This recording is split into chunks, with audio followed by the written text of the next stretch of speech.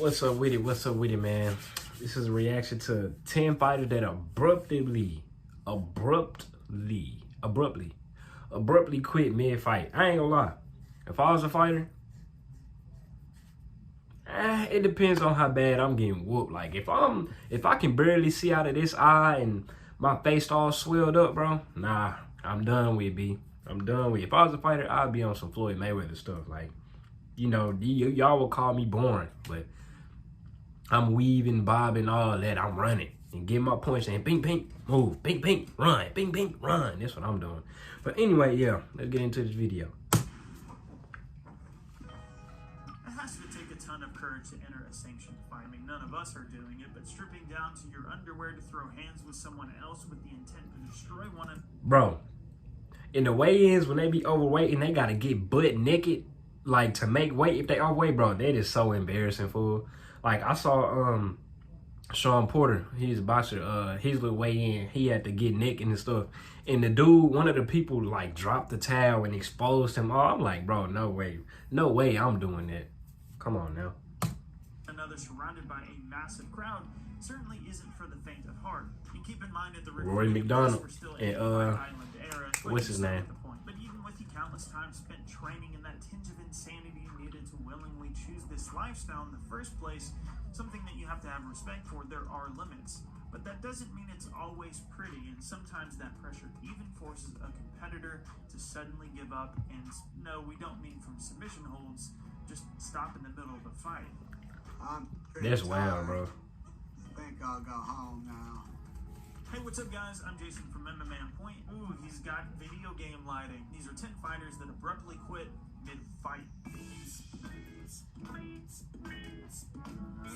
Number 10, Pat Smith versus Fabio Drageo. The 90s Fabio were certainly a Drageo. wild and chaotic period in the sport of mixed martial arts. That was true even more so. Oh, this I thought this was finna be recent. From the World Valley Tudo Championship Tournament 3 in Rio de Janeiro is the subject of this entry. And for that event, Patrick Smith would face Fabio Drageo, who would immediately push the kickboxer against the ropes with a clinch and try for a takedown. Meanwhile, Smith was dishing out elbows to his opponent and using the ropes to stay on the feet. It's crazy how barbaric fighting looked back then, like before the current like UFC, like what's the word I'm looking for, man? Before the UFC meta, I don't know if that's the right word, but you know, like dudes sitting here, you rarely see anybody elbow in the back now, like when they trying to do a takedown. I don't even think that's legal now. There's just one quick problem with that, though. That's fucking illegal. I just said that. You're not supposed to hold the rope. Sergio tried to release him. So upon seeing this grave injustice, some emotional fan thought he was the hero while wearing a Fabio Drageo shirt, ran over to attempt to personally move Smith's arms from the ropes. What? Understandably pissed, but also guilty, Smith immediately protested what was a... Bro, I would have got out the ring and got the makeup. The confusion left the commentary team wondering what the hell was going on as words were exchanged between Smith, the ref, and people standing ringside. Boy, if the fan never ran up and took, boy. The fight would just be restarted, but Smith literally tapped out on Drageo's back in frustration as he did not want to deal with the hostile crowd any longer. And to be fair, I totally can't blame him. In the old days with lax security and a mob of angry fans, I probably would have tapped too. I mean, I wouldn't get in the cage in the first place. So just like that, Drageo was awarded the win in this incredibly bizarre sequence of events. Number 9. Yeah, see, that's understandable. That's an understandable tap out, because I thought it was just going to be like a dude getting whooped so bad that he leave the fight type shit, you know? And Tank Abbott versus Maurice Smith. Fresh off of his win against Mark Coleman at UFC 14, Maurice Smith was expected to make the first defense for his heavyweight crown against Dan Severn. Instead, though, a hand injury sustained actually competed at the first ever Pride event would force Severn... Pride, boy. Ooh, they used to be boxing in Pride. I played the game. I first heard about it on the UFC 3 game. I used to love fighting in Pride because when somebody fell, I could stomp on them.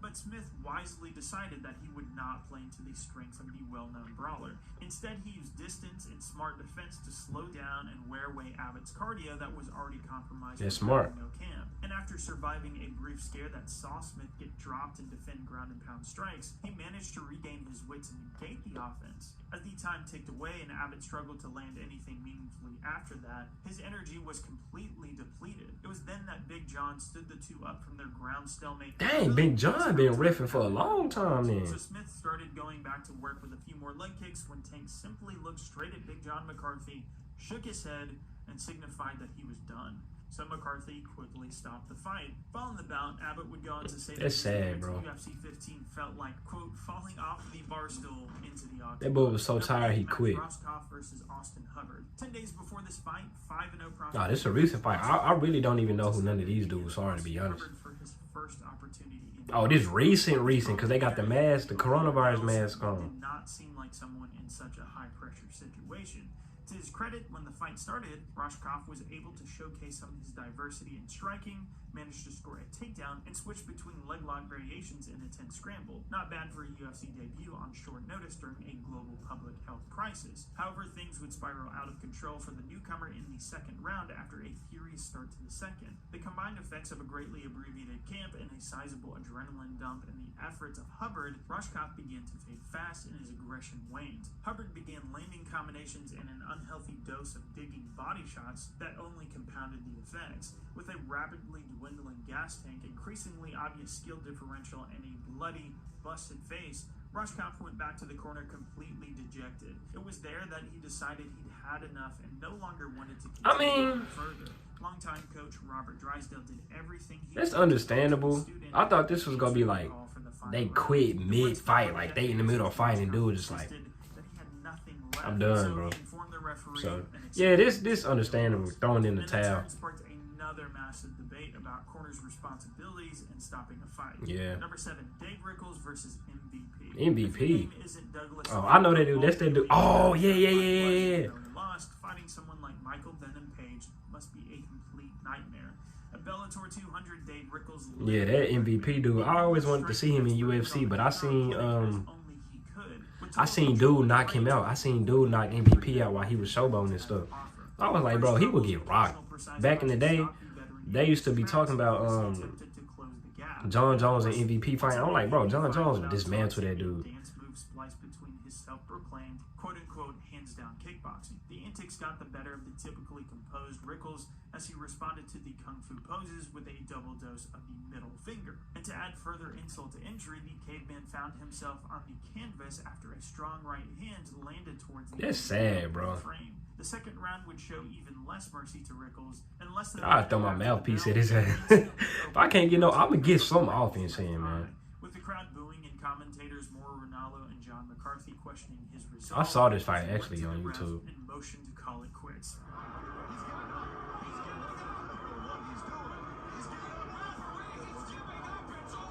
We're talking full no mas style in this one. And considering MVP crushing sideways oh, that's when he. there was speculation about whether I saw that dude dented his skull in with that While meat. he did break his nose at some point during the contest, he later admitted to MMA Junkie that MVP quote-unquote broke him and called it an embarrassing fight. MMA is brutal. Trying to take him down, bro. That's what I would have did. Hey, I guess I'm just a dude different. Former UFC fighter and Tough 14 winner Diego Brandao wasn't exactly beloved in Russia. Prior to his meeting with oh my goodness, competed for the Russian promotion in his previous 2 bouts and would earn finishes against those Russian opponents in each of those fights. Recalling the aftermath of both of those, bro, I hate people who do submissions, bro. Like, just fight, ground pound. No. I hate joint locks. At least choke me or something, bro. Don't break my arm or leg. Like, come on, fool. Fight me. They fighting in the cage on some Khabib and Conor McGregor stuff. His reaction makes a ton of sense. In the second round, he was on his back, controlling Aliev's posture from half guard, when Aliev suddenly headbutted Brandao, prompting the ref to intervene. Just as that clear illegal move was stopped, Aliev threw several punches before the fight was to resume. Oh yeah, nah.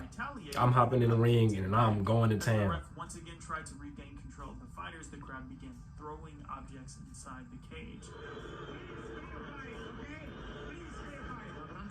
With the ref still trying to talk to Brandao, likely to warn him of the upkick and restart the fight, the Brazilian decided to exit the cage. That boy left. Appeared to be either regulatory officials or staff of the promotion brought Diego back as everyone attempted to restore the order. He and Aliev shook hands in an attempt to calm down the I would not have, crowd. no. And even though Brandao Get off me, boy. I would not have shook that dude's hand. Although Aliev would later claim that he was bitten in the fight as well, he would automatically lose for leaving the cage. How did he win when he threw all those extra strikes? Number 5, Ken Shamrock versus Fujita. Ken Shamrock. That's my boy. He used to be in the WWF. I used to have his wrestling figure. With a pending divorce, Shamrock was unable to fully dedicate himself to training. The quote-unquote world's most dangerous man was also noticeably slimmer and was 15 pounds lighter than normal. Despite his struggles before making the walk to the ring, Shamrock had his way with Fujita. With his rival Don Fry in his opponent's corner, Shamrock shut down Fujita in virtually every way. He sprawled out of the takedown attempts from the Japanese wrestler and outstruck him early. But then after throwing a few clinched knees, Shamrock found himself back against the ropes with exhaustion written all over his face. Believing he was having a heart attack, yes, a heart attack, Shamrock demanded his corner throw in the towel, even though I swear that would happen to me if I was a fighter. I just I got kind of asthma a little bit.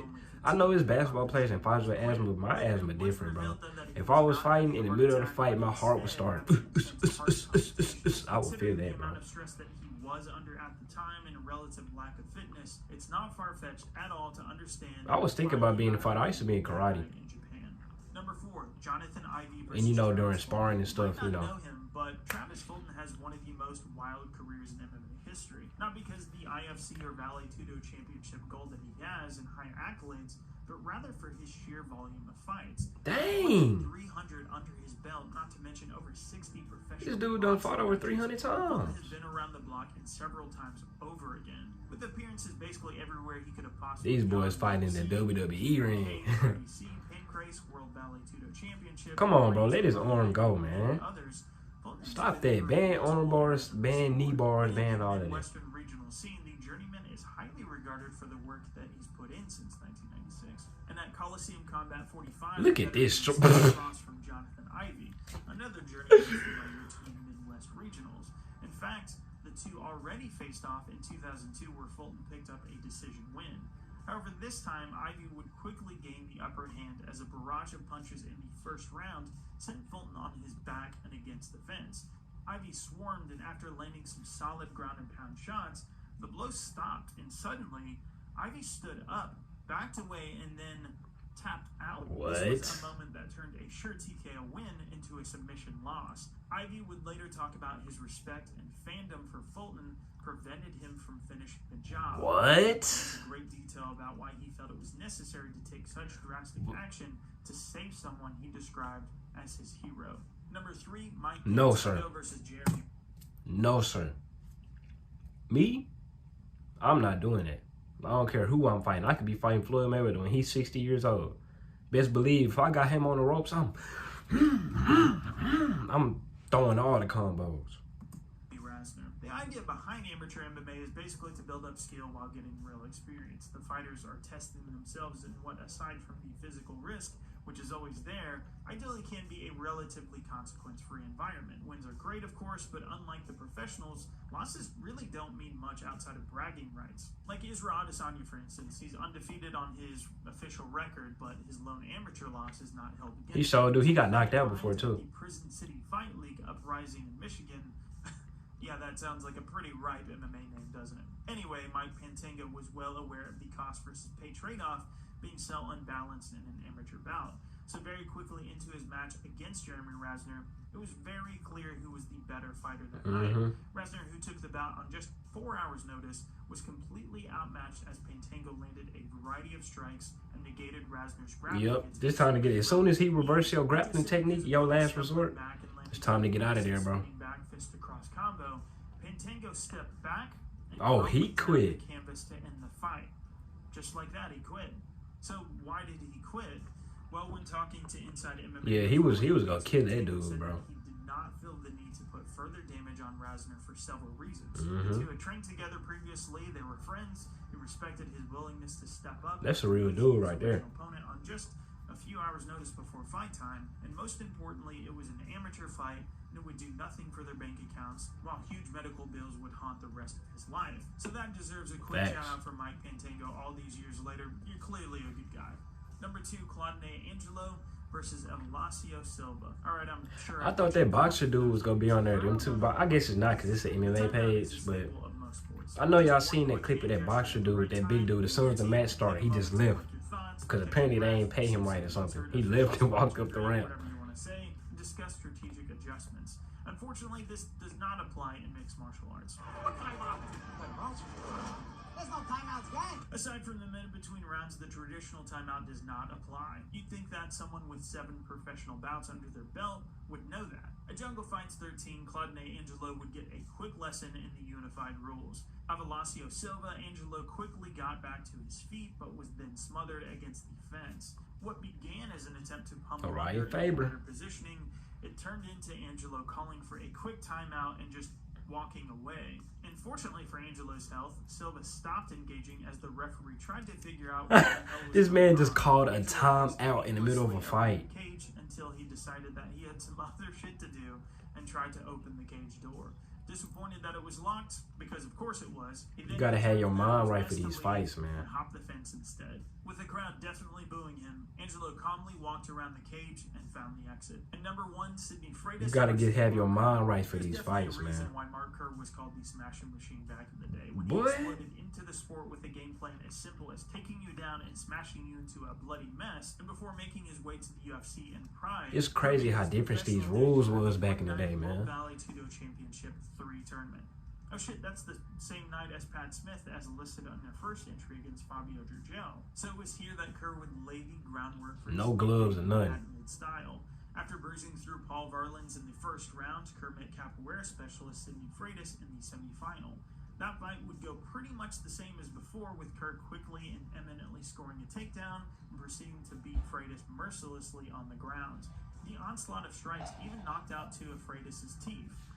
Boy, Cesaro. For the ref to spare his life, the apparent Incredible Hulk's victim decided that he had enough. He quickly shroomed from underneath Kerr, not to just exit a bad and dangerous position. He's still holding on to him, and he's still hitting. Kerr was still landing shots. Bro, no, that's where I'm going to the room. I'm getting that Glock on now.